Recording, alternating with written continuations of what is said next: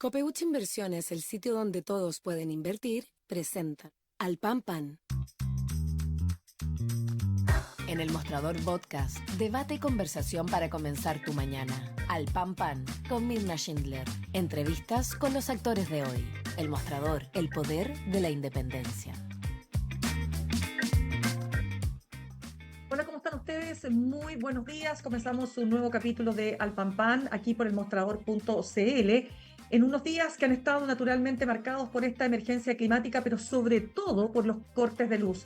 270.000 clientes siguen sin luz en la región metropolitana y son 427.000 en todo el país, con muchas críticas a las compañías eléctricas de distribución, en lo que nos corresponde a nosotros en Santiago, al menos respecto de Enel, la forma en que ha reaccionado, la falta de información clara, protestas, por supuesto, de la gente en las calles, ¿no? Exigiendo la reposición del suministro eléctrico, pero sobre todo la angustia generada porque no hay información clara respecto de lo que está ocurriendo. Vamos a estar en el siguiente bloque profundizando en este tema y vamos a estar conversando con el senador del PPD, Ricardo Lagos Weber. Ahora queremos entrar en este tema también, pero sobre todo en lo que ha sido la situación generada en Venezuela y también respecto de un libro que ha sido escrito, entre otros, por el exministro secretario general de la Presidencia, Álvaro García, que se llama Del diálogo a la colaboración, donde se hace un análisis muy interesante respecto de los tiempos que corren, de cómo los consensos, ¿no es cierto?, cada vez están menos como elemento central para lograr grandes acuerdos y cómo la política, en definitiva, en ese sentido, está al debe, pero también cómo salir de ahí, cuáles son los mecanismos para lograr destrabar esos conflictos y, en definitiva, lograr la colaboración. Paso a presentar entonces, como decía, al exministro, secretario general de la Presidencia y de Economía, coautor del libro Del diálogo a la colaboración, cómo construir soluciones colectivas a desafíos complejos, Álvaro García. Álvaro, ¿qué tal? Muy buenos días, gracias por estar con nosotros. Muy buenos días, Mirna, un gusto estar aquí. Álvaro, lo primero que te quiero preguntar, porque es imposible no hacerlo, aquí hay una crítica muy importante en estos días respecto de la forma en que las compañías eléctricas de distribución están respondiendo a estos eventos climáticos. Algunos dirán, esto es culpa del cambio climático, otros dicen sí, pero hay que adecuarse, hay que generar mayores estándares para enfrentar precisamente de mejor manera estos eventos climáticos. ¿Cuál es tu opinión? Primero tengo que contarte, Mirna, que desde el jueves estoy sin luz y sin conexión a Internet, porque no solo ha fallado la compañía de electricidad, sino también la de teléfonos. Eh, Esto, como tú bien dices, tiene de cambio climático, porque no hemos visto ni esta sequía ni esta abundancia de lluvia con viento en Chile desde hace muchos años. Pero tiene que ver, yo diría, sobre todo con la falta de previsión de las empresas. Las empresas, para que estimen la tarifa que nos cobran a todos nosotros, consideran las inversiones que tienen que hacer para mantener la electricidad. En mi caso, al menos, la gran mayoría de los postes no se cayeron por árboles, se cayeron porque estaban mal puestos. Y eso es parte de la obligación permanente de una empresa y la razón por la cual nos cobran la tarifa que nos cobran. Así que sí, nos merecemos una explicación tardía pero grande de parte de las empresas. Claro, de hecho, fíjate, en una columna de opinión muy interesante que yo recomiendo, de Viviane Blanlot, ex secretaria ejecutiva de la Comisión Nacional de Energía, ella precisamente señala que hay eventos acá que no pueden ser simplemente atribuidos a que se cayó un árbol, porque también le dice es responsabilidad de las compañías, ¿no? Manejar junto con las municipalidades, por cierto, que esas condiciones estén, que los árboles estén en buenas condiciones, talarlos, etcétera, etcétera, pero que va mucho más allá. Estos eventos, por eso te pregunto, obligan a replantear la manera en que se hacen estas, o más bien lo que dice la columna, replantear la forma de regular a estas empresas. Mira, yo no estoy seguro si hay que cambiar la forma de regular, ciertamente la de fiscalizar, porque estos postes que se están cayendo debieron haber sido controlados cuando se instalaron. Y yo miré directamente un par de postes que tenían 30, 40 centímetros de profundidad y prácticamente nada de cemento. O sea, claramente lo instalaron mal. Y ahí la primera responsabilidad es de la empresa, la segunda del fiscalizador. Claro, correcto. Bueno, vamos a seguir profundizando de todas maneras en el siguiente bloque a partir de las demandas colectivas, lo que ha señalado el gobierno, el subsecretario de Interior ha dicho que esto es vergonzoso.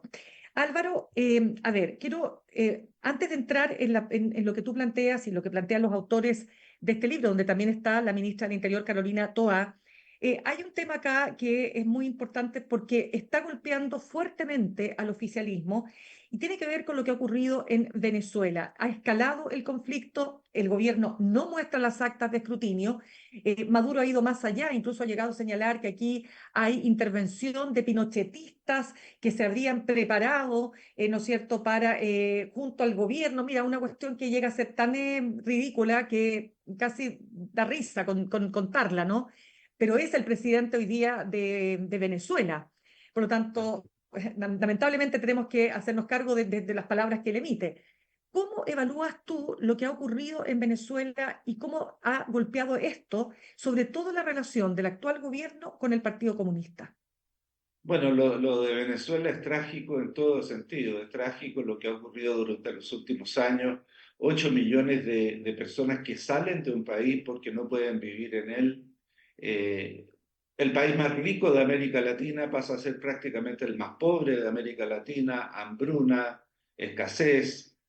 Y ahora fraude electoral, porque a todas luces, conociendo la información que ha dado la oposición de Venezuela con las actas oficiales hechas por el Consejo Electoral, resulta evidente que Maduro perdió la elección y se está cobijando en mentira tras mentira al llegar a la ridiculez, como tú lo acabas de señalar, diciendo que los protestantes en Venezuela han sido capacitados en Chile, cuando pocos venezolanos que vienen a Chile han vuelto a Venezuela, por las razones que ya antes señalaba. Es una desgracia realmente para el pueblo venezolano y a mi juicio es incomprensible que un partido que vivió la represión de una dictadura no reaccione frente a la represión de otra dictadura. Eh, Espero que el Partido Comunista modifique su posición. He visto a militantes del Partido Comunista que así lo han hecho y quiero pensar que la dirección está transitando hacia allá, pero sin duda se han demorado en exceso.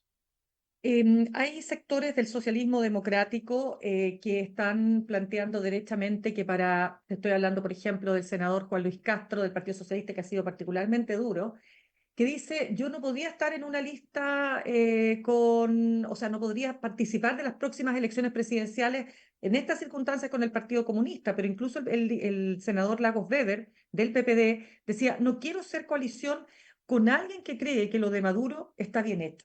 ¿Esto dirías tú que puede generar un quiebre de verdad muy importante entre las fuerzas oficialistas y el Partido Comunista? Yo creo que depende mucho de la actitud definitiva que tenga el Partido Comunista. Este ha dicho que después de su congreso va a tener una opinión formal.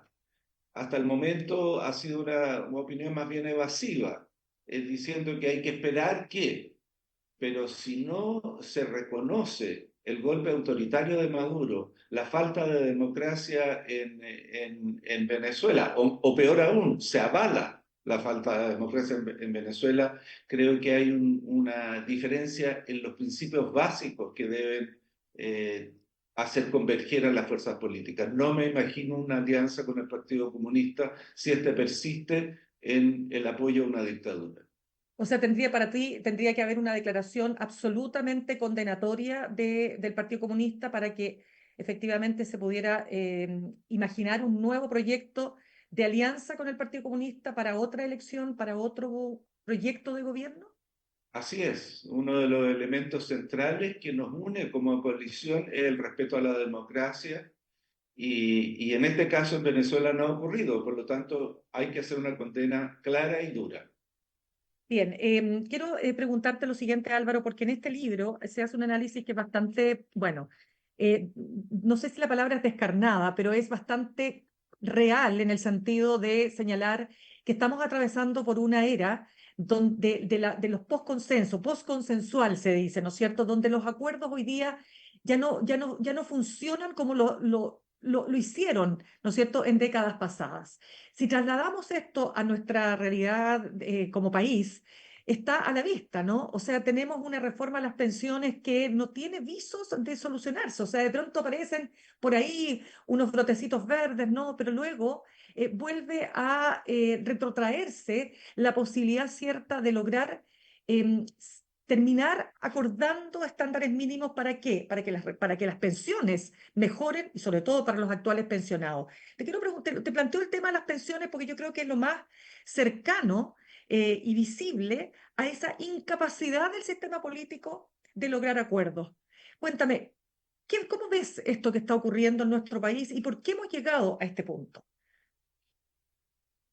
A ver, primero, estar de acuerdo contigo de la gravedad de la situación. Creo que hemos llegado a este punto no solo en Chile, sino en muchas partes del mundo, por la polarización que han producido las redes sociales y el encerramiento que ellas generan en grupos particulares. Me explico.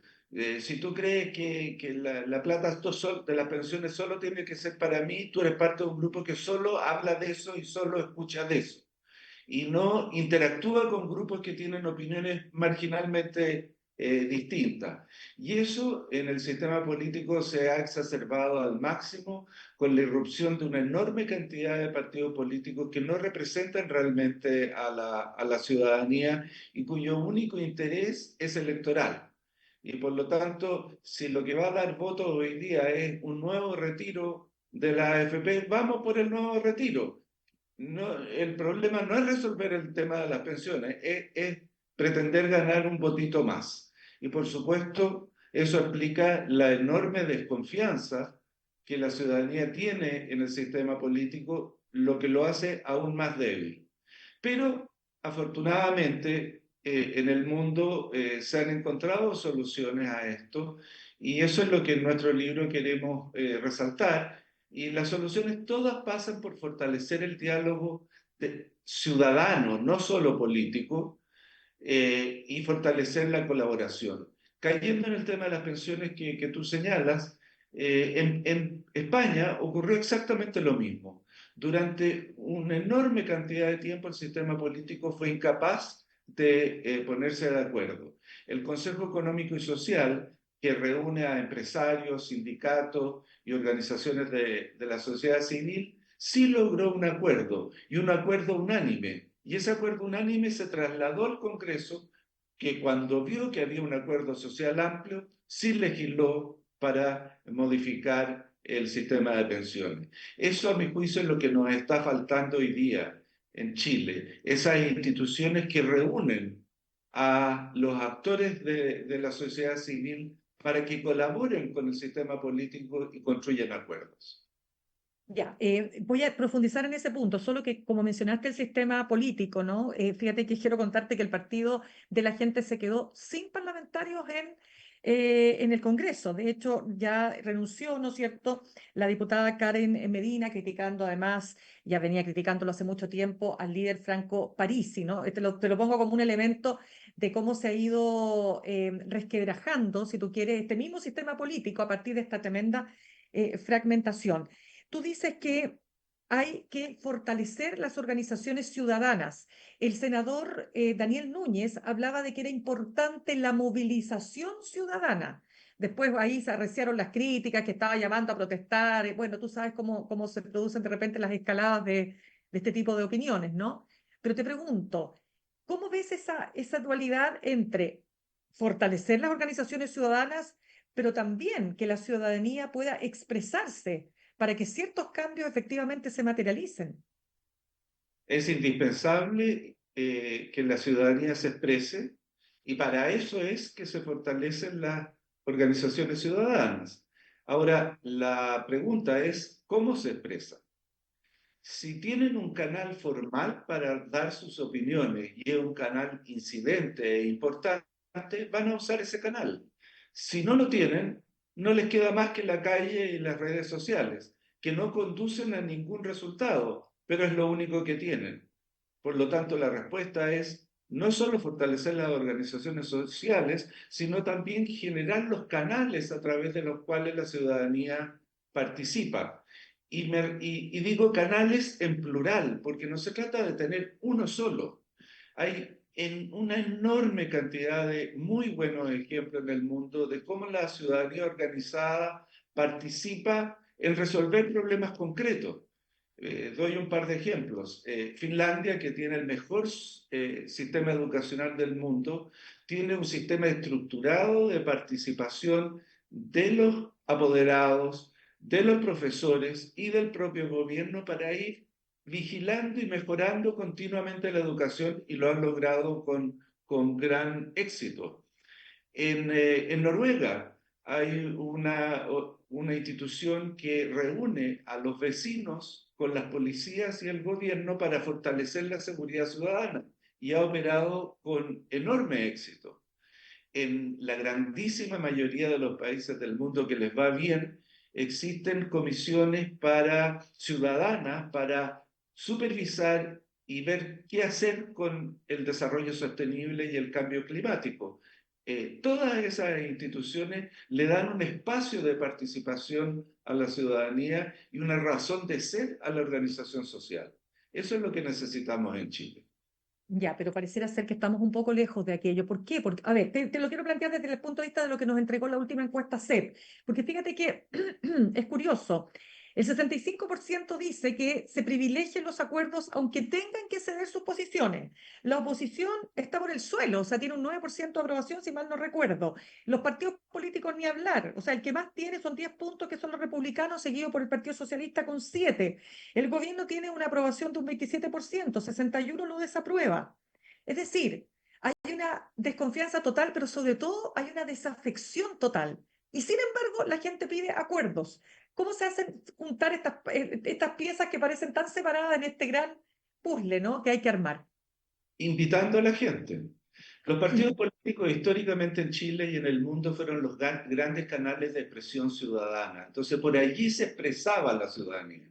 Pero con los niveles de desprestigio y desconfianza que tú acabas de señalar, es evidente que el sistema político no es el canal de expresión de la ciudadanía.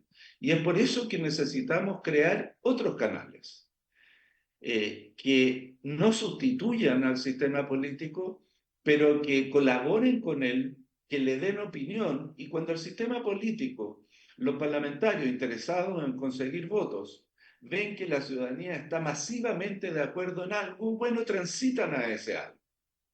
Eso es esa es la institucionalidad de la cual nosotros no nos hemos dotado. Hace ya varios años, décadas, en Chile se creó la Ley de Participación Ciudadana y se crearon una cantidad de consejos alrededor de la institucionalidad pública que operan poco y mal. Por lo tanto, no nos está sirviendo esa ley. En los años 90 y hasta entrado el siglo XXI, existía una práctica regular de diálogo entre empresarios, trabajadores y gobierno. Muchas de las grandes iniciativas pasaban por ese sedazo, lo que significaba recibir su opinión, pero también adquirir su compromiso una vez que se ponían de acuerdo en lo que había que hacer. Existían esas instituciones en Chile, funcionaron bien y hoy día no las tenemos. ¿Qué hacer? Recrearlas. Claro, ahora, ¿sabes qué? Cuando yo te escucho, perdón, vamos a señalar que estamos conversando con Álvaro García, exministro secretario general de la Presidencia y de Economía y coautor del libro del diálogo a la colaboración, cómo construir soluciones colectivas a desafíos complejos. Cuando más tuvimos la posibilidad de participar, no nos olvidemos de los famosos cabildos, ¿no es cierto?, que se generaron, digamos, en la época de la presidenta Bachelet II, ¿no?, con ocasión de tratar de hacer una nueva constitución. Y mira cómo terminó todo. O sea, definitivamente, donde más se pudo participar en la convención o todo lo que significó ese sueño de tener una constitución creada en democracia, legitimada en democracia, y mira cómo terminó todo. ¿Cómo nos hacemos cargo de esos, no sé si hablar de fracasos, pero de esas experiencias tan complejas para nuestro país? Bueno, es que ambos procesos constituyentes, lo diferencia lo que hizo la presidenta Bachelet donde se hizo un trabajo de participación muy amplio, muy rico, que sí construyó consensos que por lo demás eran muy coherentes con lo que el grupo de expertos posteriormente le propuso a los constituyentes y que estos rechazaron. El problema de los dos fracasados procesos constituyentes en Chile fue uno de precisamente polarización política. En el primero, un grupo de personas que se creyeron representantes de todo Chile porque habían sido electos de una manera particular, en el sentido que eran electos en lugares específicos, personas que representaban intereses muy específicos, no lograron comprender que debían representar al conjunto del país. ¿Y para qué decir el segundo proceso constituyente, que fue cooptado por un partido político? Eso evidentemente da cuenta de nuevo de la importancia de realmente escuchar a la ciudadanía, cosa que ninguno de los dos procesos hizo. Ya, pues ahí estamos en un tema súper importante, lo que se señala, escuchar a la ciudadanía. Pero fíjate lo que pasó en 2019, ¿no es cierto? Que más allá de lo que diga un sector político, yo diría que bastante más extremo, ¿ah? Cuando se habla de que este fue un estallido delincuencial, porque sinceramente considero que cualquier persona inteligente mínimamente entenderá que no solo lo que hubo ahí fue un estallido o más bien expresiones delincuenciales, sino también algo le pasó a Chile y sobre todo por la extensión que esto tuvo, la cantidad de tiempo que tuvo, que si no hubiese sido probablemente por la pandemia, capaz que hubiese durado muchísimo tiempo más. Y ahí se levantó una consigna, no son 30 pesos, son 30 años. Y se puso en cuestionamiento precisamente los años de la concertación, los años de la política del acuerdo, en la medida de lo posible. Y hoy día volvemos a preguntarnos, pero a lo mejor era eso, ¿no es cierto? O es eso lo que más estamos necesitando. ¿Cómo has visto lo que ha ocurrido con el país en estos años? Y nuevamente lo vinculo, sin la posibilidad de cumplir y llegar a acuerdos en todos los temas que se plantearon por esos días del estallido. Muy importante lo último que tú dices. El estallido fue la expresión de una enorme cantidad de temas, de los derechos de los pueblos indígenas, de la mujer, las pensiones, ciertamente, la salud, el transporte público. Fueron una enorme cantidad de voces que se expresaron su malestar que probablemente sigue vigente porque la situación no ha cambiado. Que hay dos cosas que son muy importantes de ver allí. Una, no había movimientos expresivos del conjunto de la ciudadanía. Era una sumatoria de reivindicaciones particulares. Por lo tanto, no tenían mucha fuerza social, a pesar que la magnitud de la movilización era gigantesca. Pero no tenían voces que representaran ese relato frente al poder público. Y no tenían canales para hacerlo. Por eso tenían que insistir en la calle. Hoy día Chile, pero es un problema bastante generalizado, tiene dos problemas. Uno, que no tiene canales para la participación ciudadana, y dos, que no hay voces ciudadanas representativas. Que la ciudadanía diga, si tal persona, si tal organización está hablando, yo me siento participando. Las dos cosas hay que mejorarlas, crear los canales y fortalecer la representación. Y te lo ejemplifico de nuevo con buenas prácticas internacionales. El estallido del 2019 no ocurrió solo en Chile, ocurrió en varios países del mundo. Sin embargo, otros países reaccionaron de otra manera. En Taiwán, que fue un par de años antes que en Chile, se creó una rica red digital de participación ciudadana, donde participaron millones de personas y convinieron 20 acciones que el país debía emprender. 17 de las 20 fueron legisladas positivamente a un año plazo.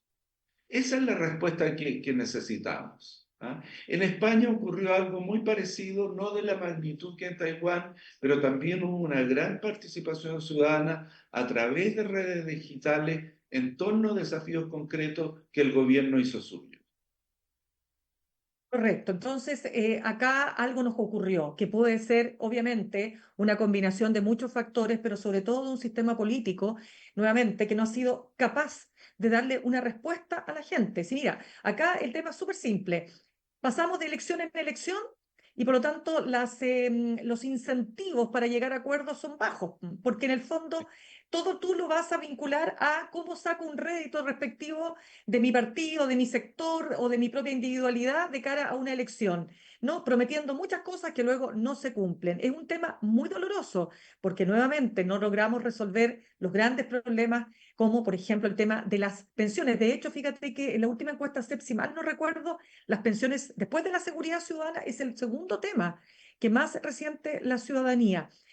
Por eso te pregunto, si uno tiene que mirar el futuro, dada esta realidad, ¿cómo visualizas tú lo que se nos viene, en definitiva, aquí en Chile? Es preocupante lo que viene en Chile por lo que tú señalas, por la ceguera del sistema político. Eh, Ceguera que afortunadamente los actores sociales no tienen. Los actores sociales no viven de acuerdo a la próxima elección, viven buscando resolver los problemas que tienen.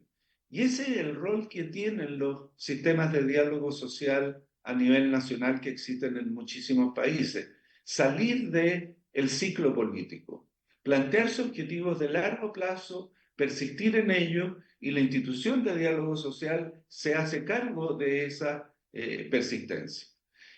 Sin instituciones de ese tipo yo veo muy difícil que existan cambios. Ciertamente se requiere además un cambio en el sistema político que ordene los partidos, que haya menos partidos, que hayan partidos más fuertes en el sentido de que sus militantes voten de manera coherente frente a los distintos proyectos de ley. Pero a mi juicio la ceguera hoy día está... Mira, el caso de pensiones Ujú. es muy evidente. Hoy día la oposición está jugando su rol de impedir el avance en el proyecto de pensiones. Algo muy parecido ocurrió durante el gobierno del presidente Piñera. Su oposición tampoco permitió el avance. Si cualquiera de esas dos oposiciones se hubiera puesto en el caso de que el siguiente gobierno les tocara a ellos, debieran tener un interés en construir acuerdos, porque si no, se les va a trasladar el problema a ellos en el mismo clima político. Pero ni siquiera han sido capaces de ver 3 años más allá. Hoy día existe una alta probabilidad que la hoy oposición sea gobierno mañana. Lo lógico está en su interés hoy día crear un ánimo donde ellos puedan ser efectivamente gobierno. Si no, van a seguir en el mismo pantano en que ellos nos han puesto hoy día. De todas maneras, tomando en cuenta todo esto, hagamos un análisis ahora un poquito más, salgámonos un poquito de nuestros confines, ¿no? Vamos a lo que puede pasar en Estados Unidos. En Estados Unidos tenemos hoy día una situación donde no sabemos si efectivamente Kamala Harris va a poder dar un golpe de timón y lograr con la desventaja que tiene, porque tiene menos tiempo para poder hacer campaña, ¿no? Poder efectivamente ganar las próximas elecciones en Estados Unidos. Si gana Donald Trump, de alguna manera volvemos a una forma de entender la política sobre la base, ¿no es cierto?, de estos discursos agresivos, ¿no es cierto?, de esta retórica que en definitiva ya la conocemos y sabemos a dónde nos conduce. O sea, todo lo contrario a lo que estamos conversando acá, todo lo contrario, ¿no es cierto?, alcanzar acuerdos. Respecto del mundo, del avance de la ultraderecha, con algunas excepciones, en fin, en algunos países de Europa, ¿cómo ves ese fenómeno y cómo ves lo que pueda pasar en Estados Unidos? Bueno, los Estados Unidos es particularmente preocupante. Tenemos buenas noticias, eso sí. Las últimas encuestas indican que están empatados Harris y Trump, y Kamala Harris subiendo. El financiamiento a las campañas desde que Kamala Harris asumió la candidatura se ha duplicado para Harris y se ha mantenido relativamente constante para Trump. Por lo tanto, las probabilidades de Harris están subiendo. Ojalá que ese sea el resultado final, porque si no, nos acercamos a un mundo extraordinariamente peligroso, donde cada uno se preocupa de sí mismo eh, de su país, ojalá de su país, yo ni siquiera veo eso, más bien de sus intereses personales, en un país que es extraordinariamente, en un mundo que es extraordinariamente interdependiente. Dependemos de la colaboración de todos los países del mundo para enfrentar el cambio climático y particularmente de Estados Unidos, el principal contaminante del mundo. Dependemos de todos los países del mundo para mantener vivo el comercio internacional, que es la base del progreso económico indispensable para nuestro país, donde más de la mitad de nuestro consumo proviene del resto del mundo. Y las dos cosas están en peligro con Trump. Trump no cree en el cambio climático, no participó de los esfuerzos de reducción el calentamiento global, ha sido explícito en señalar que iba a entorpecer el comercio internacional, por lo tanto es un peligro para el retroceso del mundo extraordinariamente grande. Espero que no llegue a puerto. Ojalá así sea. Oye, por último, tú hablas también acá en el libro, bueno, ustedes, los autores de este libro, quiero decir, hablan acerca de cuál es el modelo de desarrollo que debiera predominar en un país como el nuestro, con elementos que son muy auspiciosos, ¿no es cierto? Como el litio, como el hidrógeno verde. ¿Cuáles son las perspectivas que se abren para Chile, Álvaro García? Bueno, Chile tiene una oportunidad extraordinaria en este momento. No creo que haya habido otro momento en la historia de Chile donde tengamos mejores posibilidades. Los productos que nosotros tenemos, los minerales estratégicos, no solo el cobre y el litio, tenemos más que eso. Las energías limpias, eólica y solar, el mar que tenemos son los principales recursos que el mundo requiere para resolver la crisis climática y seguir desarrollándose. Y por eso hemos visto un aumento en los precios del cobre, un enorme interés en venir a invertir en energías limpias en Chile. La semana pasada tuvimos 2 proyectos de inversión que suman más que lo que se invierte en un año en Chile de inversión extranjera. Si nosotros aprovechamos esa oportunidad, el país va a dar un salto gigantesco. Pero para aprovecharla, y ese es el punto que hace el libro, necesitamos fortalecer la colaboración entre actores distintos de manera muy significativa.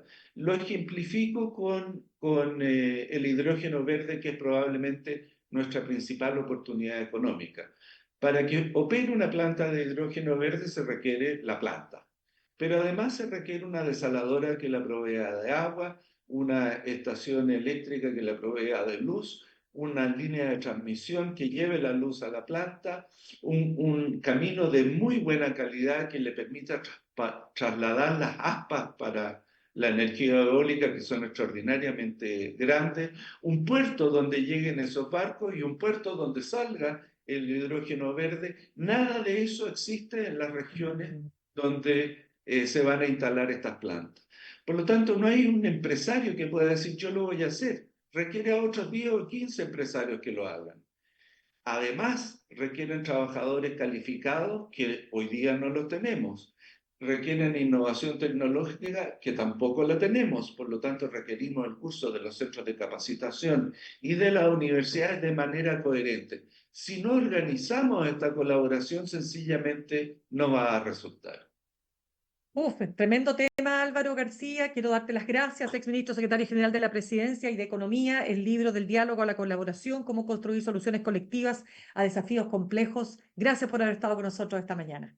Millón de gracias a ti, Mirna. Muy Que buenos estés muy días. bien. Gracias. Saludamos a nuestros auspiciadores. Ahorrar cotidianamente se puede y de forma organizada, rápida y online con Ahorrando, la nueva funcionalidad de tu app Copeuch, en donde puedes programar ahorros de manera fácil y entretenida, eligiendo tus propias reglas y metas. Haz que el ahorro sea parte de tu vida con Ahorrando de Copeuch. Más información en copeuch.cl. Me voy al corte y al regreso estamos conversando con el senador del PPD, Ricardo Lagos Weber. En instantes, una nueva entrevista en Al